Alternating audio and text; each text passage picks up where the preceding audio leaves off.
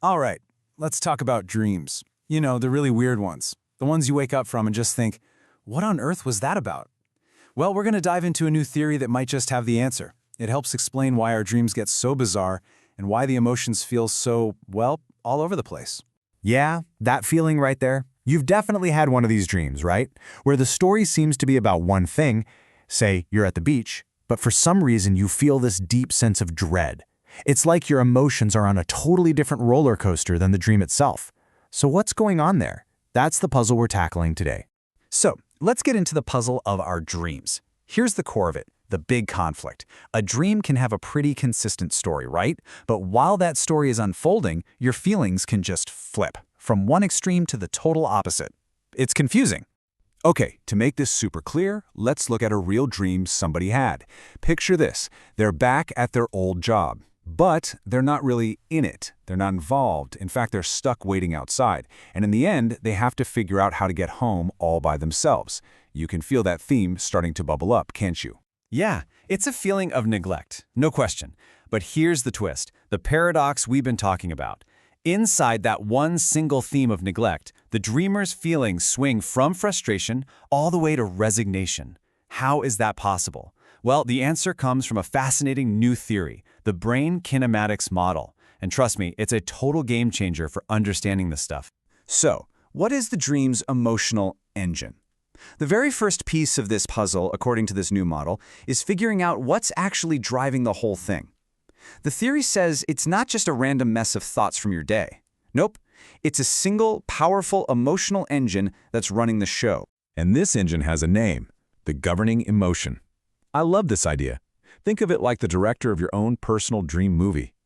It's that one constant emotional force, maybe it's neglect, maybe it's a sense of loss, maybe it's injustice, that sets the entire theme and just points the whole story in one single direction.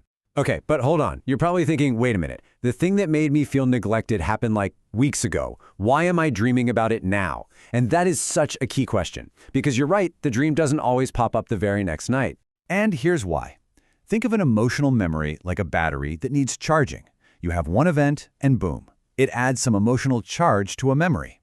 Then, over the next few days, maybe even weeks, other little things happen, small moments that add to that same feeling. They keep topping up the battery. And the dream, well, the dream doesn't happen until that charge hits a critical point. It crosses a threshold, and your brain basically says, okay, we have to deal with this now. And that's when the dream gets triggered. All right, next up, why do our emotions shift so much in the middle of a dream? This brings us back to our big question. If there's this one governing emotion acting as the director, why the heck are we on an emotional roller coaster? Why does it feel so chaotic?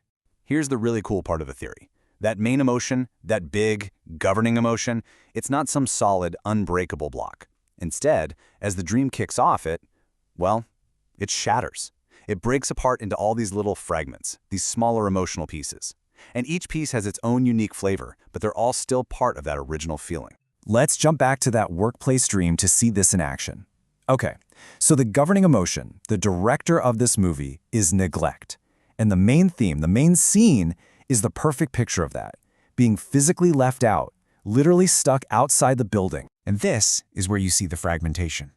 The dream suddenly takes this sharp, bizarre turn. The scene shifts to being in a shower and being told, well, something pretty specific and weird. The feeling here isn't that big, epic sense of neglect anymore. It's been broken down into a much smaller, more specific sub-emotion. Annoyance. See?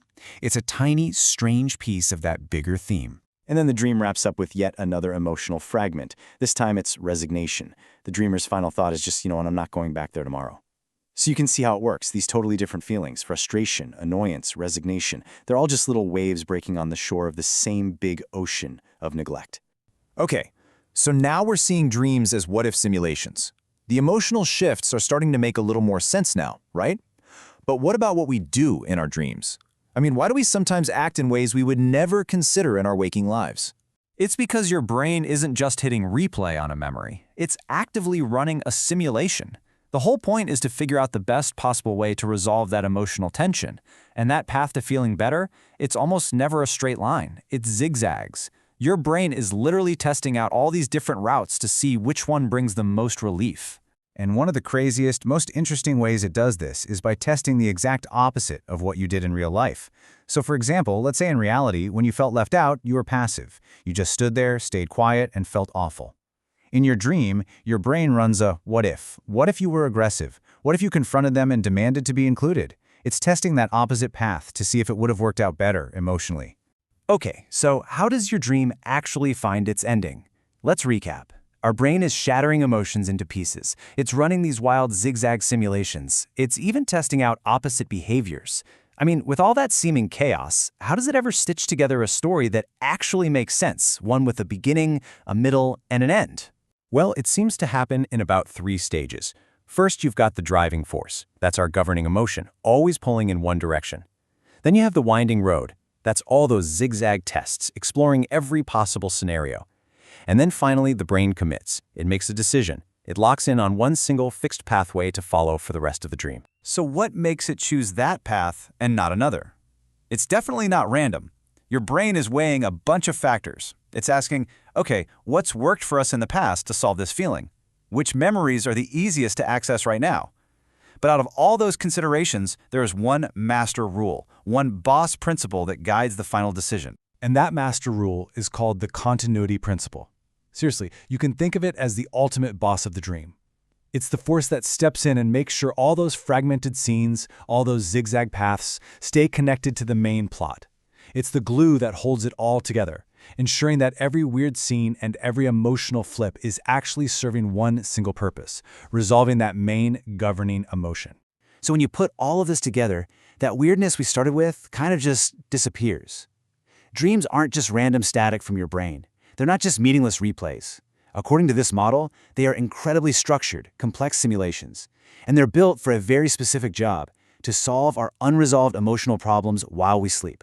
And honestly, looking at dreams this way, it changes everything, doesn't it? They suddenly stop being just weird and random and start seeming purposeful. It leaves us with a really fascinating question to think about before you go to sleep. So what problem is your brain trying to solve tonight?